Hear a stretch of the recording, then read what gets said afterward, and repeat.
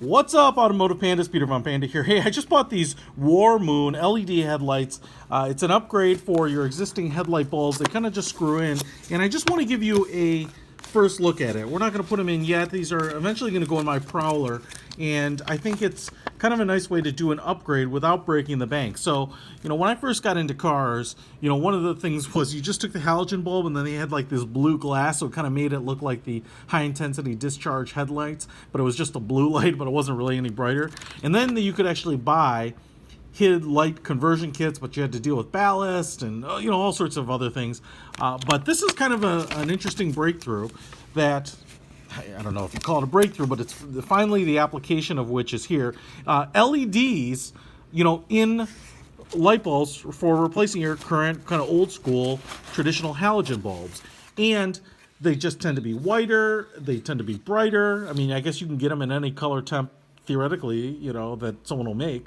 But you get like a high intensity discharge, like a HID lamp effect, without paying HID lamp prices or having kind of the conversion issues that you often will in some of those. So they come in all different price points, like $100 down to this is in the $30 range. And they seem to get nice reviews.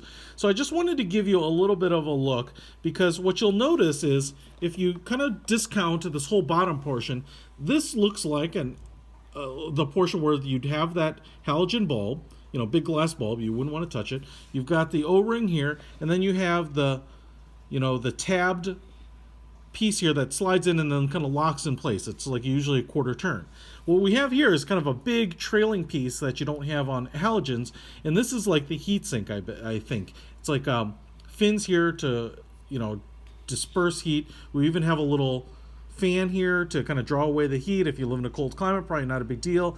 I definitely know that Cree light bulbs, or I should say LED bulbs, Cree being one brand, can definitely put out a lot of heat, especially when they're like a high intensity bulb. Even in those tactical flashlights I've shown you, sometimes they have like heat warnings on the end. So I kind of makes sense they would have this, especially on a hot day. You probably need to draw out that heat, and especially with the headlights being around the engine. You can see here it's kind of like this stamped sheet metal back with a 5-bladed cover over it. I don't know. Yeah, I can kind of rotate the fan there, so you can see you get a little fan, which is probably pretty useful. And then the plug is really just a standard plug. So, the halogen bulbs have a cable with a plug coming off of them too, and so that's how you plug it in. So the good thing is, assuming you have enough room behind the bulb, sometimes there's like a plastic cap that goes over the back of the headlight assembly, so you have to check to see if you have room. Hopefully I do in my application on the Prowler, but just a really easy and quick way